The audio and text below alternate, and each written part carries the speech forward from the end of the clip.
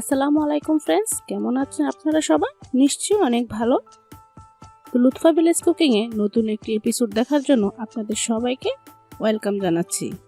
তো আজকের পর্বে থাকছে খুবই মজাদার এবং মুচমুচে চিকেন পাকোড়া। ঘরে যদি অল্প কিছু চিকেনে থেকে যায় তাহলে কিন্তু এই পাকোড়াটা আপনারা তৈরি করে নিতে পারবেন খুবই সহজে। বাচ্চা থেকে বড় সবাই একদম চেটেপুটে খাবে। তার আগে তোমাদের কাছে ছোট্ট একটা রিকোয়েস্ট রইল। তো বন্ধুরা, তোমরা যদি আমার চ্যানেলে একটু নতুন বন্ধু হয়ে থাকো তাহলে অবশ্যই চ্যানেলটাকে সাবস্ক্রাইব করবে এবং পাশে থাকা বেল বাটনটাও ক্লিক করে রাখবে। আর ভিডিও দেখতে দেখতে যদি একটু ভালো লাগে থাকে তাহলে একটা লাইক দিবে। তো বন্ধুরা, চলো কিভাবে আমি চিকেন পাকোড়াটা তৈরি করি তা দেখিয়ে দিচ্ছি। তার জন্য প্রথমে নিচ্ছি এখানে আমি চিকেন। তো হাড় ছাড়া চিকেনটা আমি নিচ্ছি। চাইলে কিন্তু হাড় সহকারে চিকেনটাও নিতে পারো, আর চিকেনের পিসগুলো একটু ছোট ছোট করে কেটে নিতে হবে। তারপর একটা ম্যারিনেট করার জন্য এখানে দিয়ে দিচ্ছি 1 চা চামচ আদা এবং রসুনের পেস্ট, 1 চা চামচ দিচ্ছি গরম মশলা, 1 চা চামচ দিচ্ছি লাল মরিচের গুঁড়া,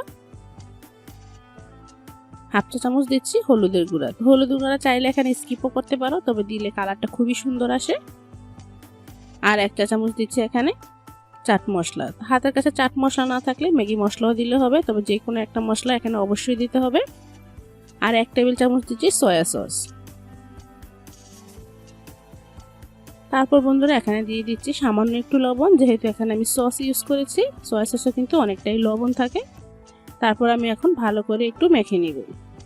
তো মাখা হয়ে গেছে, এটাকে আমি 10 মিনিট রেস্টে রেখে দিব। চাইলে কিন্তু সরাসরি আপনারা এটাকে পাকোড়া তৈরি করে নিতে পারেন, তবে রেস্টে রাখলে খেতে বেশি ভালো লাগে, জিনিসটা অনেকটা জুসি হয়। তো 10 মিনিট পর ফিরে এলাম। এখানে দিয়ে দিচ্ছি 1/2 কাপ পরিমাণ পেঁয়াজ কুচি। চাইলে এখানে 1 কাপ পরিমাণ পর্যন্ত পেঁয়াজ দিতে পারবে। আর দিচ্ছি ধনেপাতা কুচি 3 টেবিল চামচ। কাঁচামরিচ দিয়ে দিচ্ছি 3টা একদম চিকন করে কেটে। 3 টেবিল চামচ দিচ্ছি এখানে কর্নফ্লাওয়ার। আর বন্ধুরা এখানে বাইন্ডিং এর জন্য আরো কিছুটা ময়দা দিয়ে দিচ্ছি এখানে 1/4 কাপ পরিমাণ। তো হাতের কাছে ময়দা না থাকলে এখানে বেসনও অ্যাড করতে পারো, আর কর্নফ্লাওয়ার না থাকলে এখানে চালের গুঁড়াও অ্যাড করে নিতে পারো।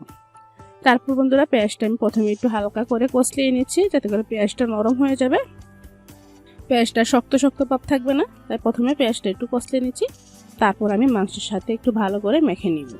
তো এখানে কিন্তু প্রথমে পানি অ্যাড করা যাবে না, ভালো করে মেখে পানির পরিমাণটা বুঝে এখানে পানি অ্যাড করতে হবে।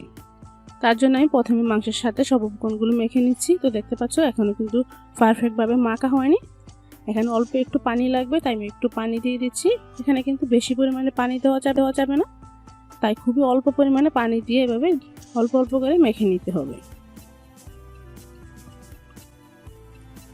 তো বন্ধুরা দেখো, ভালো করে আমি কষলিয়ে এখন পানিটা দিয়ে মেখে নিচ্ছি।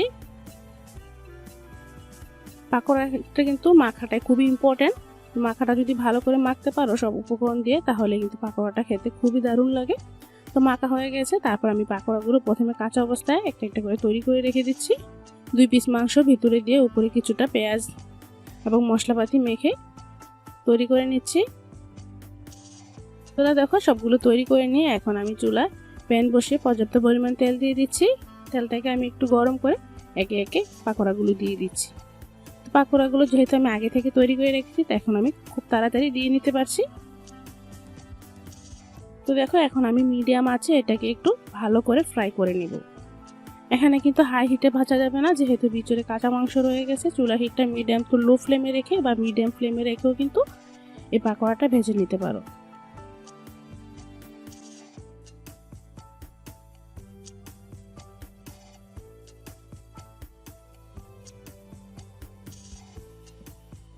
তো দেখো এক সাইডে খুব সুন্দর একটা কালার চলে এসেছে, এখন আমি এটাকে উল্টিয়ে দিচ্ছি।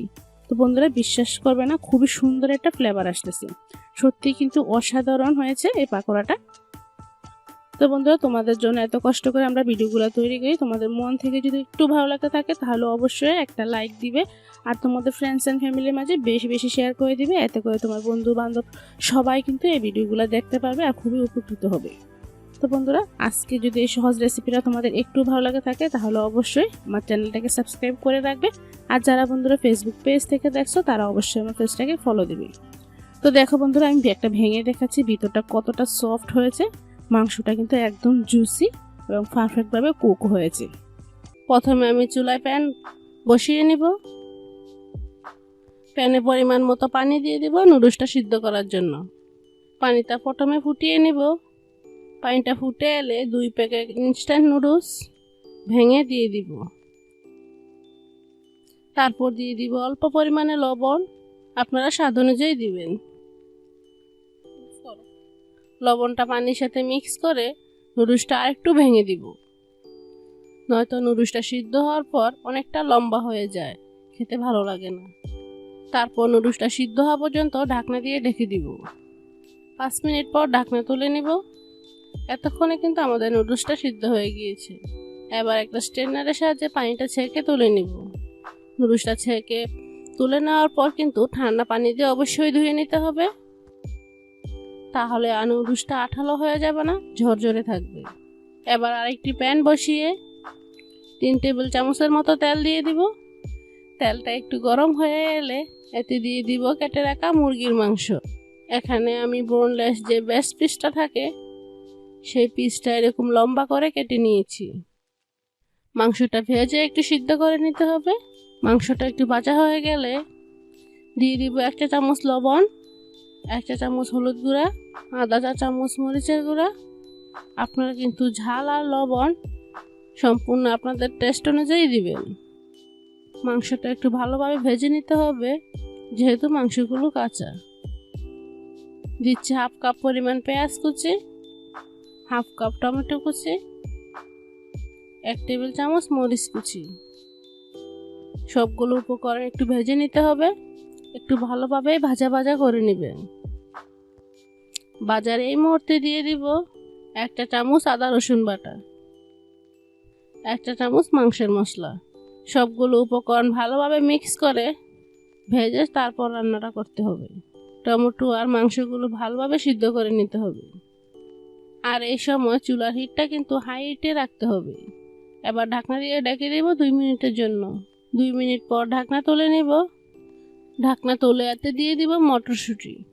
আমি ফ্রোজেন মটরশুঁটিটা নিয়েছি, আর মটরশুঁটিগুলো আগে থেকে বয়েল। একটু ভেজে অ্যাড করে নিব সিদ্ধ করে রাখা নুডলস আর বাকি উপকরণগুলো ভালোভাবে মিক্স করে নিব। আর এই কাজটা কিন্তু একটু তাড়াতাড়ি করে নিতে হবে। আমাদের মাংস আর নুডলসগুলো অলরেডি সিদ্ধ হয়ে গিয়েছে, এবার শুধুমাত্র মিক্স করে নিতে হবে। লাস্ট স্টেপে আমি নুডলসের মশলাটা দিয়ে দিব, তাহলে একটা মশলা ফ্লেভার চলে আসবে। মশলাটা দিয়ে নুডলসের সাথে ভালোভাবে মিক্স করে কিছুক্ষণ রান্না করে নিতে হবে, প্রায় 1.5 থেকে 2 মিনিটের তো। এরপর নামিয়ে নিব এবং গরম গরম সার্ভ করে নিব। এই নুডলসটা কিন্তু খুবই টেস্টি একটা রেসিপি। ঈদে অতিথি আপ্যায়নে নুডলসটা বেশ জমে যাবে। তো বন্ধুরা, আজ এই পর্যন্তই শেষ করছি। আর আমার ভিডিও যদি আপনাদের ভালো লেগে থাকে লাইক করবেন এবং বন্ধুদের মাঝে শেয়ার করে দিবেন। আর এরকম রেসিপি পেতে হলে আমার চ্যানেলটা অবশ্যই সাবস্ক্রাইব করে রাখবেন। আজ এই পর্যন্তই। সবাই ভালো থাকবেন, সুস্থ থাকবেন। আল্লাহ হাফেজ।